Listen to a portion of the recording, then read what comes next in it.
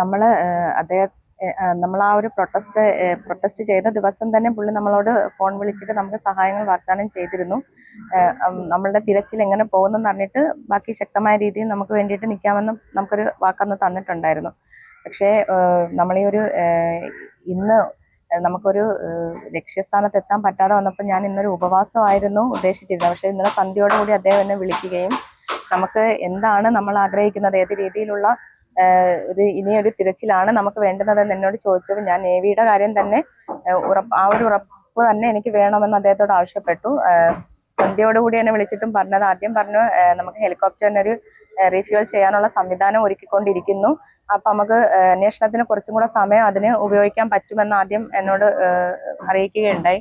അതിനുശേഷം ഒരു 10 മണിയോടുകൂടി വീണ്ടും വിളിച്ചിട്ടാണ് ഈ കാര്യം അറിയിക്കുന്നത്. ഈ സന്തോഷ വാർത്ത എന്നെ അറിയിക്കുന്നത് രാവിലെ കപ്പൽ എത്തുമെന്നും നമുക്ക് വേണ്ടി അത് നമുക്ക് ബോഡി കിട്ടുന്നത് വരെയാണ് അദ്ദേഹം എനിക്ക് ഉറപ്പ് പറഞ്ഞിരിക്കുന്നത്. പിന്നെ നമുക്ക് ഇപ്പോഴത്തെ ഒരു ആവശ്യം നമുക്കത് കിട്ടുക എന്നുള്ളതാണ്. പിന്നെ തിരച്ചിൽ ഓരോ സാഹചര്യങ്ങൾ പോലെ ബാക്കി കാര്യങ്ങൾ.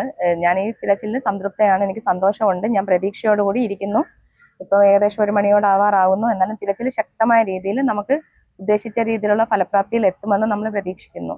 മുങ്ങൽ വിദഗ്ധർ അടക്കമുള്ളവർ ഈ കുറച്ച് വല കണ്ടെത്തിയ സ്ഥലത്തൊക്കെയാണ് ഈ മുങ്ങൽ വിദഗ്ധർ പരിശോധന നടത്തുന്നത്. അതെ, എക്സ്പേർട്ട് ആയിട്ടുള്ള സ്കൂബ ഡൈവേഴ്സിനെ കൂടെ കൂടുതലായിട്ട് ഇറക്കിയിട്ടുണ്ട്. അപ്പോൾ അവർ ഈ വല ഉള്ള ഭാഗങ്ങളിലും അന്വേഷിക്കുന്നു. ബാക്കി വിദഗ്ധരായിട്ടുള്ളവർ തന്നെ ഇപ്പം നമ്മുടെ കൂടെ ഉള്ളത് മുഴുവനും വിദഗ്ധരായിട്ടുള്ളവർ തന്നെ. നമുക്ക് ആ ഒരു വിശ്വാസം നല്ല രീതിയിലുണ്ട്, കണ്ടെത്താൻ കഴിയുമെന്ന് പൂർണ്ണമായും വിശ്വസിക്കുന്നു. എന്തായാലും അവർ ഈ തെരച്ചിൽ കഴിയാതെ മടങ്ങി പോവില്ല എന്നുള്ളതാണ്. അതെ, നമുക്ക് ഇന്ന് കളക്ടർ മാം വന്നിരുന്നു. മാമും അങ്ങനെ തന്നെയാണ് പറഞ്ഞത്. നമുക്ക് തിരച്ചിൽ തുടരുമെന്ന് തന്നെ പറഞ്ഞല്ല, 1 ദിവസത്തേക്ക് 2 ദിവസത്തേക്കെന്നല്ല പറഞ്ഞത്. തിരച്ചിൽ തുടരും. നമുക്ക് സമാധാനപ്പെടുത്തുന്ന വാക്കുകളോട് തന്നെയാണ് മാമും പറഞ്ഞത്. സാറും എന്നെ വിളിച്ച് വിവരങ്ങൾ അന്വേഷിച്ചുകൊണ്ടിരുന്നു.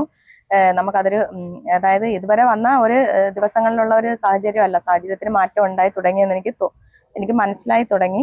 ഇവിടെ നമ്മൾ പ്രതീക്ഷയോടുകൂടി കാത്തിരിക്കുന്നു. നമുക്ക് കുഞ്ഞിനെ കിട്ടിയാലല്ലേ പറയുന്നത് എല്ലാത്തിനും ഒരു ഫലപ്രാപ്തിയിൽ നമ്മൾ എത്തും. പക്ഷെ അന്വേഷണം ക്രിയാത്മകമായിട്ട് തന്നെ നടക്കുന്നുണ്ട്.